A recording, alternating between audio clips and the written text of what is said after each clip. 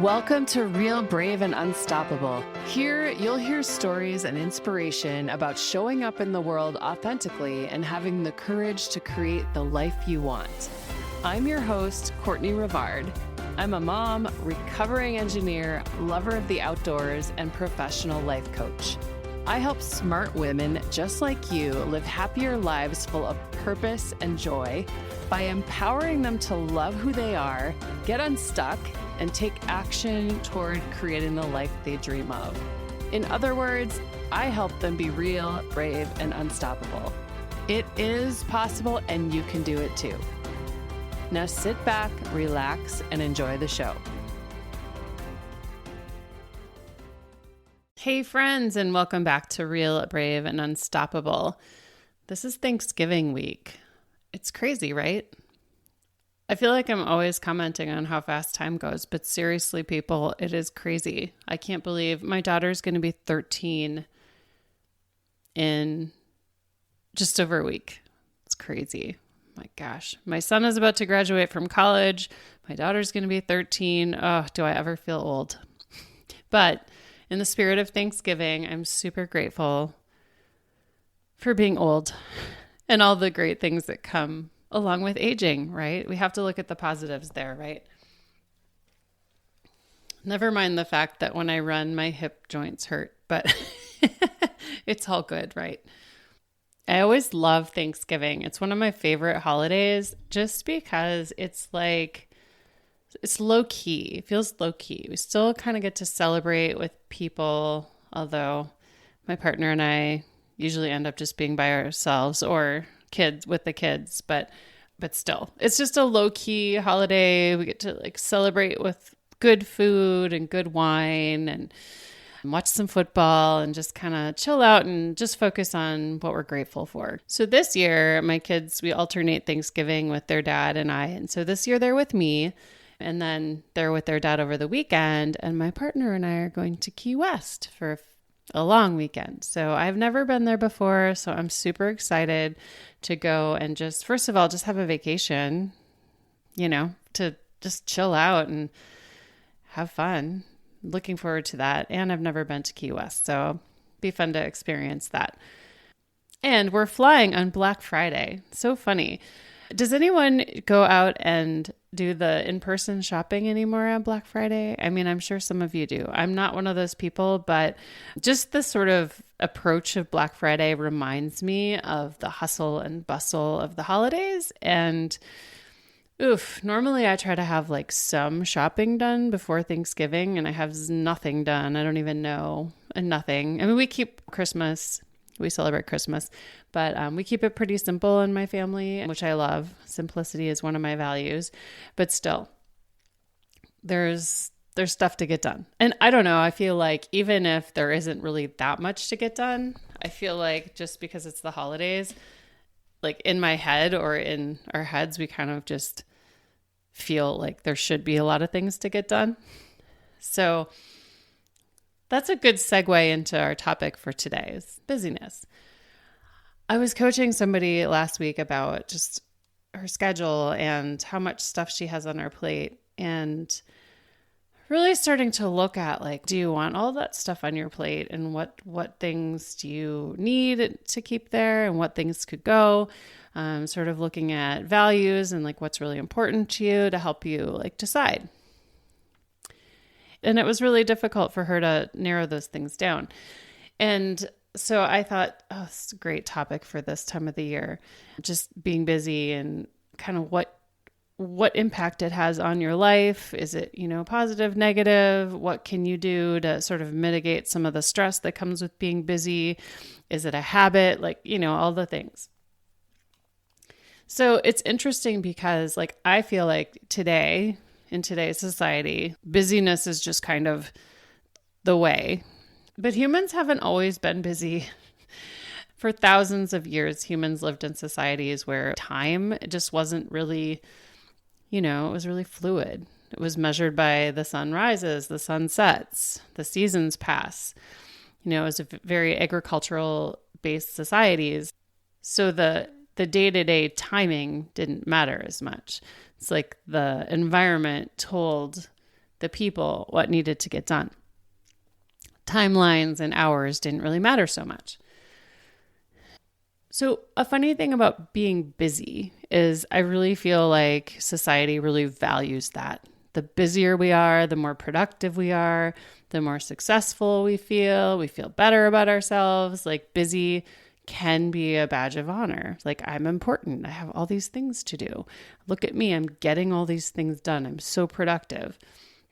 It can sort of be like if we have any of the I'm not enough stories going around in our heads, it can kind of be an antidote to that almost. Like I'm important because I'm getting all this stuff done. And so it becomes, something that fuels the opposite of that story, if that makes sense. Sometimes we stay busy to avoid things.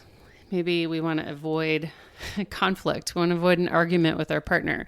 So, they come home and we just, head down, we're in our own stuff. Or maybe there are emotions we want to avoid, like anxiety or, stuff like that, where we try to go do things, keep our schedules busy so we don't really have to feel those difficult emotions. Kids get subjected to it. How many kids do you know that are in so many activities so this contributes to both things? Kids having to balance busyness, but also the parents having to get them to and from activities. So I mentioned the holidays coming up, gifts, decorations, gatherings, parties, doing, busy, busy, busy. The stress goes up and it's a hard time for so many people. And one thing that can be difficult if the December holidays are a difficult time for you anyway, because of I went through a separation around this time many years ago now, but for a long time, this time of the year had so many memories that really made me depressed. And it really added to my stress because previously I loved this time of the year and it was one of my favorites. And everyone around you is sort of like, you're supposed to be happy. And so it was hard for me because I felt like I should be enjoying it. I felt like I should be happy. So that brought a whole different type of stress to my life. So because that season is upon us, I wanted to combine this episode to talk about busyness or slowing down as you wrap up this year and look ahead towards 2023. So what are some of the disadvantages to being busy all the time? It's pretty straightforward, right? But being too busy is not healthy. Being too busy creates stress. And when you're in a chronic stress response, it is not good for you. It's useful in fight or flight, like when you're in danger, but not when your body can't get away from the stressor. So chronic stress happens when you can't release that pent-up stress response. You just keep going with it. And what happens? Our bodies scream at us with, physical messages like, you can't sleep, you burn out, you get sick, long-term damage to your body, exhaustion, headaches, GI problems. So yeah, stress causes a lot of problems. So what are some other disadvantages to busyness? Relationships suffer.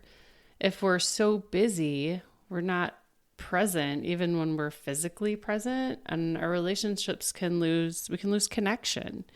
The worst is when we're physically present, but we're mentally preoccupied with other things, or we're emotionally distant. Like if we're worrying about work when we're trying to spend time with our kids. It damages connection. Others don't feel seen or heard. My partner has commented before when I've been really busy with work and I'll sit on my laptop at night while we're all watching TV, and he never feels like he can talk because I'm always so immersed in what I'm doing. So yeah, it's sort of we get in that habit and we kind of assume that people will just talk to us anyway if they want to talk to us. But then we're doing something else or we're not really listening, and it destroys connection. And also when we're not present, we miss some really great moments in life. There's a quote by Jon Kabat-Zinn that I really like. Jon Kabat-Zinn is like the Western world's sort of father of mindfulness. The quote is, saying yes to more things than we can actually manage to be present for with integrity and ease of being is, in effect, saying no to all those things and people and places we have already said yes to. So yeah, it really sort of puts the important things on the back burner when we're not present. And not being present, or not being, not having time to really be with the people in our lives or experience our lives even, has a lot of cost with it, right? We already talked about the health risks, but also, you could wake up one day and realize that your kids have grown up and you didn't really participate. Even though you were there, you didn't really, really participate in their lives as fully as you could have. So regret's a hard one to deal with. Maybe you realize, oh, I've been so busy that I never really achieved my dreams. And, also when you're so busy all the time, you're not really checking in with what's important to you. You're not living authentically or in alignment with your values or who you really are. And that causes, drum roll, the hamster wheel. So that's another thing. When we're busy all the time, we can feel like it's Groundhog Day every day, or we're running on a hamster wheel because things feel the same. We're not really taking the time to check in with reality, what's going on in life, our bodies, other we can feel kind of like a robot if we're not careful. A couple other things to note too. Well, I'm going to just address women. Women, we tend to kind of feel like we have to do everything. We feel like we can't just have downtime.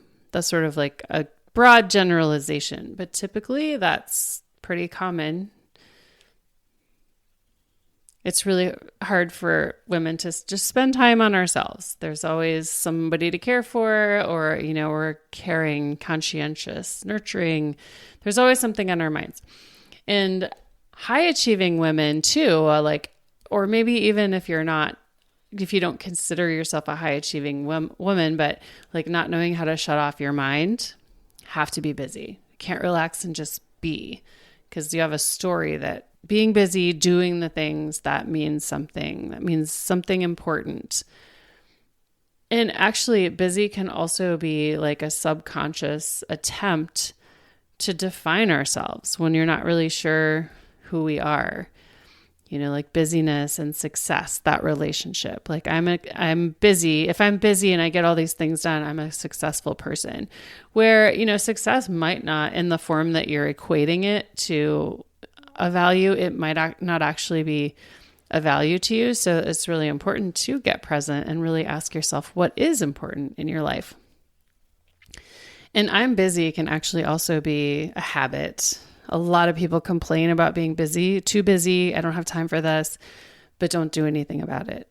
So just watch yourself, check in. If you find yourself saying, I don't have time, I'm too busy, really get curious about that. Is that actually true? And is there some prioritizing that you can do to be more in alignment with, what you value in life? What you value in life. Super important words right there. So we're going to talk about values and how knowing your values and really living true to your values can really help you with this busyness thing and sort of help you bring a little more balance into your life when it comes to all the things that you feel like you need to get done. So, what are values exactly? Values are life directions or ways of being that we personally choose, and they can act as an inner compass or sort of our true north.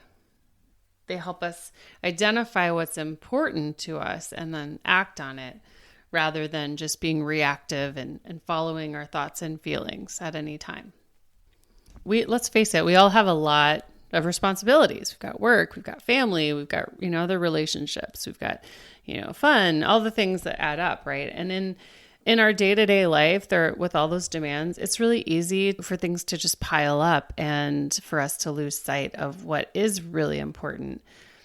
It takes presence to stop and check in and do that. And our actions can be driven by our feelings or old habits. So when you take on something new, maybe you have a people-pleasing mentality or pattern. And so, you're driven by your fear of people judging you if you say no. And so immediately you just take on that volunteer at school opportunity, even though you don't really have time for it. And maybe you don't even want to do it, but your emotion in the moment of fear of judgment causes you to say yes. So a couple things to note about values is that, first of all, and this is very important, that they're not goals. Goals are something that you can achieve or obtain, and values are not. Values are, like I said before, they're like you choose them. They're like life directions. They're ways of being. So in choosing your values, you get to decide how you want to be or act in your life. That's up to you. So some examples of words or phrases that represent values. I do this exercise with clients a lot where it really just involves going through a list of words that represent potential values and circling ones that resonate for you and just narrowing the list down until you get to like 3, maybe 5.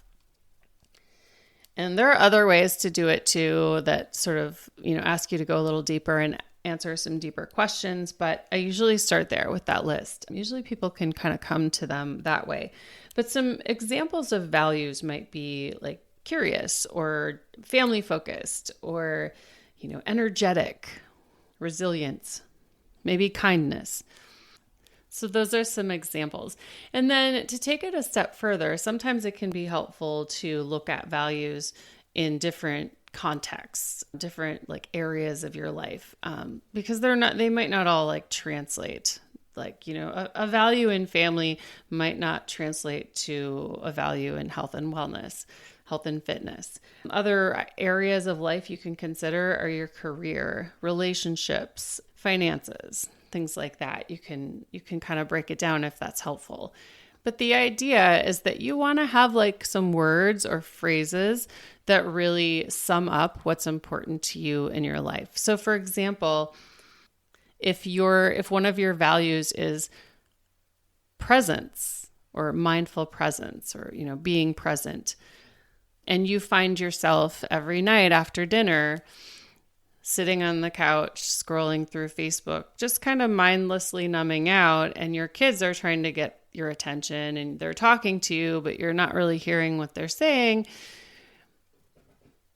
that's a clash with a value. Here's another example. If one of your values is peacefulness or calm, and you have a busy schedule and somebody asks you to volunteer for a really big thing at school, like to run, like the 8th grade, I don't know, fundraisers for the year or something, whatever it is that's big and is going to take a lot of time. And you know that adding that to your plate is going to make you feel stressed. You can check in and say, well, one of my values is peacefulness and calm. That clashes with that value. If I take this on, I am not going to feel peaceful and calm. So I'm not going to be honoring that value. So those are a few examples of what values are. Now, how do you honor them? That can be tricky. I'm going to just give you a few ideas, but one of them is to be present. Be present. Slow down and breathe. Just recognize that in this moment, you have a choice. Just slow down, breathe, take it all in, and know that being present and like just neurotic busyness they don't work together. They can't be together at the same time. So when you're present, you're not busy, right? So that's a really good way to kind of just stop. And that's a good practice too. And people are like, well, I don't have time. I don't like meditating. It doesn't have to be meditating. Big secret. Doesn't have to be meditating. You can, mindfully take a walk, or you can just, as you're sitting eating dinner, you can just really, taste every bite or notice how it feels in your mouth. Your food feels in your mouth. Or, maybe you just stop to take some breaths and tune into what you're feeling in your body. Those are all ways to be mindful. And it's a really good practice because when you can practice that presence, it helps you when you have to make a decision based on your values, because you can just stop and be aware of what's coming up for you. Another thing that I really want to kind of drive home is the concept of being a victim to your schedule or for your to-do list. A lot of people complain about being busy, but when it comes to doing something about it, they don't do anything to change it. And you're never going to break out of that pattern unless you make the conscious decision that you want to break out of that pattern. And values can really help you do that. But the part that I really want to drive home is that we all have choices, right? And so we all get to decide when something gets added to our list of things that need to get done, or things we should do, or whatever. We have the choice to put it there or not. And it's as simple as that. Okay, so it doesn't mean that it's easy to say no to people, but it doesn't change the fact that we do have a choice. And then we just have to manage the emotions that come with making that choice. And earlier I mentioned sort of the badge of honor that busyness carries in our society these days. And Zig Ziglar, he's a famous sales mentor. He says, don't confuse activity for accomplishment. So good. So this is one of the things that with corporate America today, like some companies, it's like, I had a job a few years ago that was like, you need to put your butt in your seat from this time to this time. And you have to just be there. And there were a lot of times where I'd get what I need to get done, but I had to just sit there and make up stuff to do. So I was focused on time spent, right? And most jobs are, to be honest, not all, but instead focus on the results of what you're doing. What are you creating? What's coming out of your time spent? Don't focus on just being busy all the time. Focus on the quality of the work you're getting from what you're doing. And your values will kind of help you determine that too. You can check in with that. Is this in alignment? Is the time I'm spent, or is the result I'm getting in alignment with what I value? A couple other things that aren't really necessarily related to values directly, but the first one is sleep. Watch your sleep. Better sleep helps you be more productive, so you can finish things on your list of what you need to do faster. And you also might not feel so frazzled. So another thing too is really think about what needs to be done first. What is, and this goes with what's really most important right now.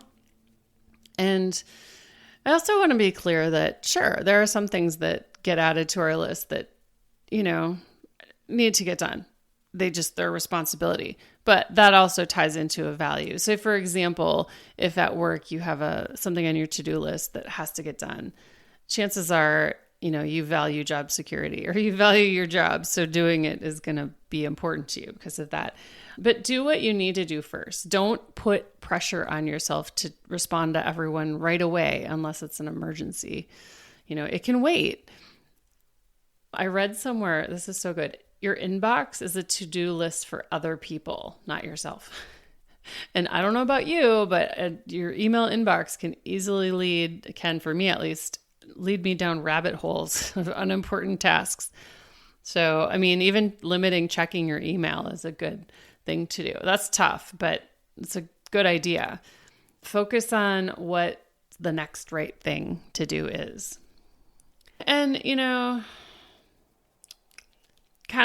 to sum it all up, really, I think it's two things. It's know what's important and then just come back to the present moment. Being busy for the sake of being busy, it stems from fear. What's going to happen if I don't get this done? Look at what's really important, what's really necessary. And, you can do that if you just relax into the moment you have now and listen to your intuition too. Is this important to me? Does this align? Quit choosing busy. Start choosing what you love or what's important to you.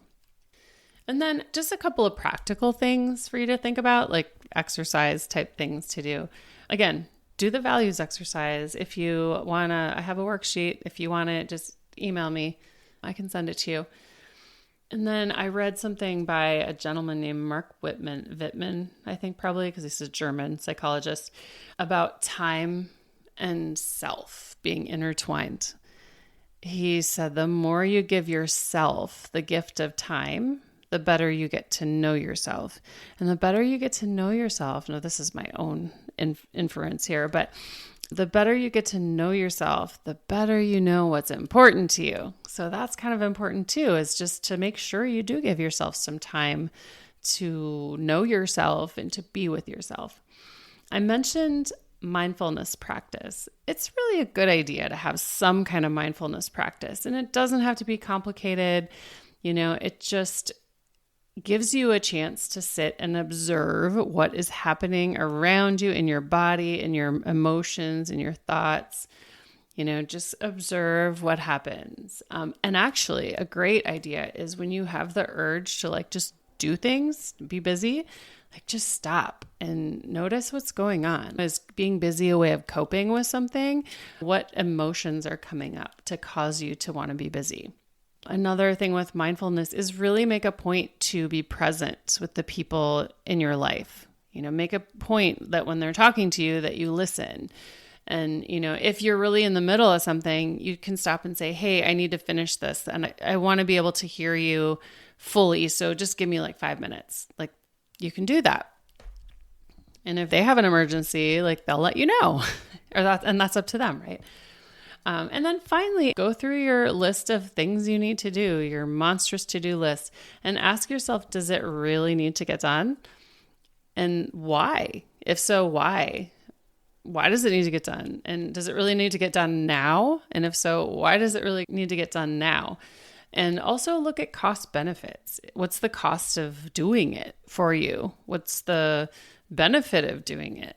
What's the cost or benefit to not doing it? So those are some things that, you can really think about, especially, a good time to think about it now is now when you're rolling into the holiday season, busyness.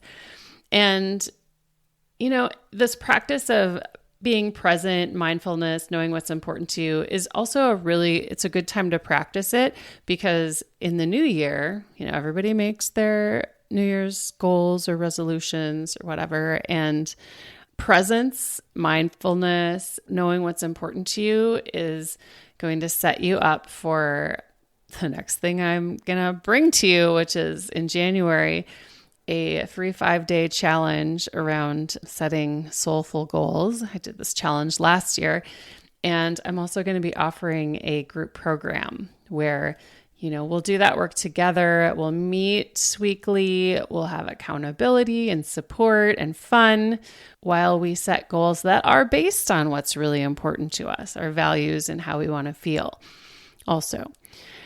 So with that, practice that now and watch for information on the challenge in January and the group program that will be coming later in January. All right, my friends, I will see you soon. Thanks for tuning in to this episode of Real, Brave, and Unstoppable. If you'd like to learn more about creating an authentic life that's true to who you are, visit CourtneyRivard.com/lovelife to download your free guide on how to build your vision and create a life that you love. You'll be so glad you did. I'll see you next time.